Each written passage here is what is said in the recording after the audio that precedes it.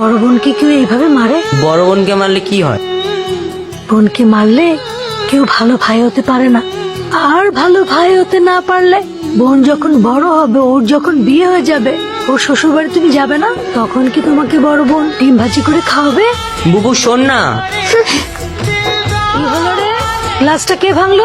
না না মা, কিছু হয়নি, আমার হাতের লেগে গ্লাসটা পড়ে গিয়েছে। বুবু সরি, প্রমিস আর কখনো করবো না। হইছে, এবার তুই এখন খা। তাহলে তো শ্বশুর বাড়ি গেলে ডিম ভাজা করে খেতে দিবি তো? ভাবি ভাবি দেখো কে আসছে। জান্নাত, কেডা এটা? আমার ভাই। তোমার বোন সারাদিন কতবার তোমার নাম নেয়, তুমি জানো না? মান্নাত এটা করতো, মান্নাত ওইটা করতো, মান্নাত এমন, মান্নাত তেমন, কত কথা যে কয়। তুমি আসছো ভাই, আমি অনেক খুশি হয়েছি। যবে থেকে বিয়ে হয়েছে তোমার বোন কেউ দেখতে আসা তো দূরের কথা, ফোন দিয়ে একটা খবরও নেয় না।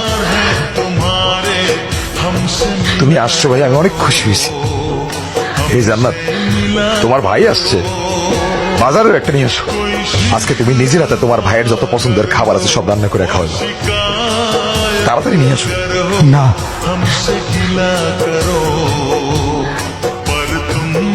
কেন? ও বুঝছি, তুমি মনে হয় আমার কথায় কষ্ট পাইছো।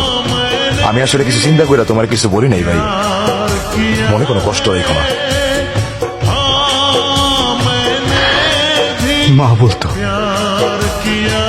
ভালো ভাইরা নাকি বোনের শ্বশুর বাড়ি গেলে বোন ডিম ভাজি দিয়ে ভাত খেতে দেয়।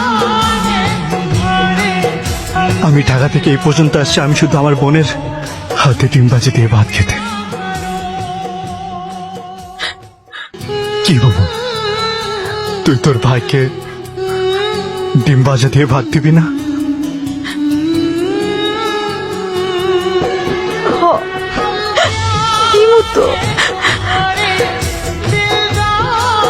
কি ব্যাপার ভাই, কোনো সমস্যা?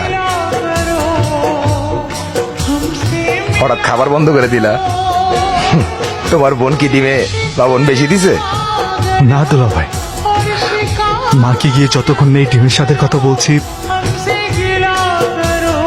ততক্ষণ মনকে শান্ত করতে পারছি না। ডিম মজা হয়েছে। মুরগিটার মনে হয় ডায়াবেটিক ছিল, ডিমটা কেমন মিষ্টি মিষ্টি লাগে। বিখ্যাত ডিমবাজি তো, এই জন্যই বুঝি। হায় আল্লাহ, আমি মনে হয় ডিমের মধ্যে ভুল করে লবণের পরিবর্তে চিনি দিয়ে ফেলছি।